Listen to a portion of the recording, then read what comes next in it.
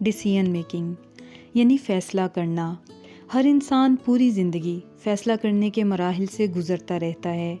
ہم ہر روز کچھ چھوٹے چھوٹے اور کبھی کبھی بڑے فیصلے کرتے ہیں۔ فیصلے چھوٹے ہوں یا بڑے، مگر ان کا اثر ہماری زندگی پر بہت گہرا ہوتا ہے، بلکہ ہمارے فیصلے ہمارے ساتھ ساتھ ہم سے جڑے لوگوں کو بھی متاثر کرتے ہیں۔ ہمارا ہر فیصلہ ہماری زندگی کو تبدیل کرتا چلا جاتا ہے، بالکل ایسے ہی جیسے ایک سانچہ پانی کو شیپ دیتا ہے، اسی طرح ہمارے فیصلے ہماری پوری زندگی کو شیپ دیتے ہیں۔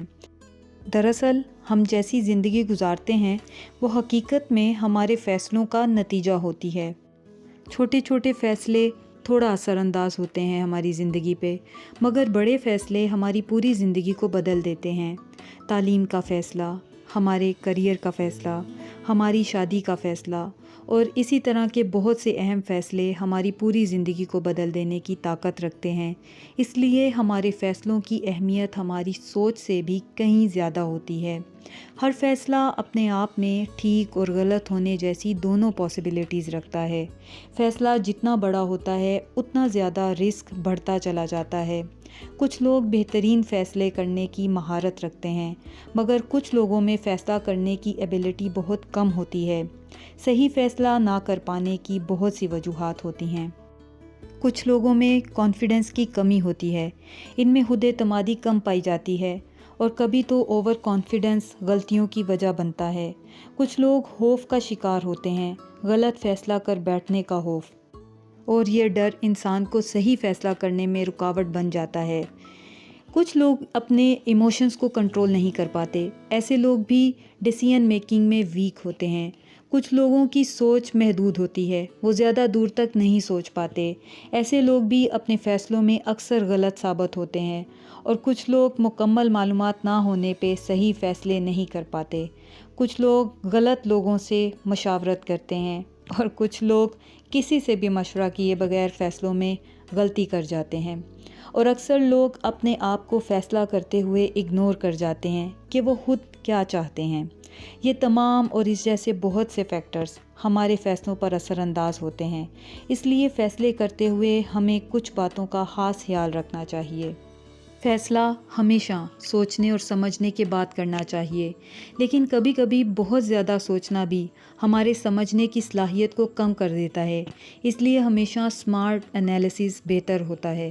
کسی بھی معاملے میں فیصلہ کرتے ہوئے ہماری معلومات مکمل ہونی چاہیے، کیونکہ مکمل معلومات کی بنیاد پر ہی ہم صحیح اور غلط کا موازنہ کر سکتے ہیں۔ فیصلہ کرتے وقت پسندیدگی اور ناپسندیدگی یعنی لائکنیس اور ڈس لائکنیس کو پرائرٹی نہیں دینی چاہیے، کیونکہ ضروری نہیں کہ جو ہمیں پسند ہو وہی بہتر بھی ہو، اور جو ہمیں پسند نہ ہو وہ ہمارے لیے اچھا اور بہتر نہ ہو۔ بہتر فیصلہ کبھی بھی محدود سوچ کے تحت نہیں کرنا چاہیے، اس لیے ہمیشہ نیوٹرل ہو کر ریالٹی کی بیس پر فیصلہ کرنا چاہیے۔ نہ تو کسی کا بیڈ ایکسپیرینس ہمیں یہ بتا سکتا ہے کہ یہ فیصلہ ہمارے لیے غلط ہوگا، نہ ہی کسی کا گڈ ایکسپیرینس ہمیں بتا سکتا ہے کہ یہ فیصلہ ہمارے لیے بہتر ہوگا، کیونکہ ہر ایک کی سچویشن اور سرکمسٹینسز ڈیفرنٹ ہوتے ہیں۔ کچھ فیصلے دوسروں کے لیے بہتر مگر ہمارے لیے نقصان دہ ہوتے ہیں، اس لیے ڈیسیژن ہمیشہ حقیقت کی بنیاد پر ہونا چاہیے۔ فیصلوں کے تمام ممکنہ نتائج کو ڈیپلی انڈرسٹینڈ کرنا چاہیے، برے سے برے اور بہتر سے بہتر نتائج کو پرکھنا چاہیے، اور پرکھنے کے لیے مشکل فیصلوں کو کسی پیپر پر سالو کریں۔ جب کنفیوژن اور کمپلیکیشنز زیادہ ہوتی ہیں تو ہماری سوچ الجھ جاتی ہے، ایسے میں اپنے فیصلوں کے اچھے اور برے دونوں نتائج تمام پاسبلٹیز کے ساتھ کسی پیپر پر لکھیں، اور پھر مشاہدہ کریں کہ ایسا کون سا فیصلہ ہے جو بہتر ہونے کی زیادہ پاسبلٹی رکھتا ہے۔ یاد رکھیں، ہم اکثر اپنی خواہش اور اپنے ذہن کے درمیان الجھ جاتے ہیں، دماغ اور دل دو الگ سمتوں میں بٹ جاتا ہے۔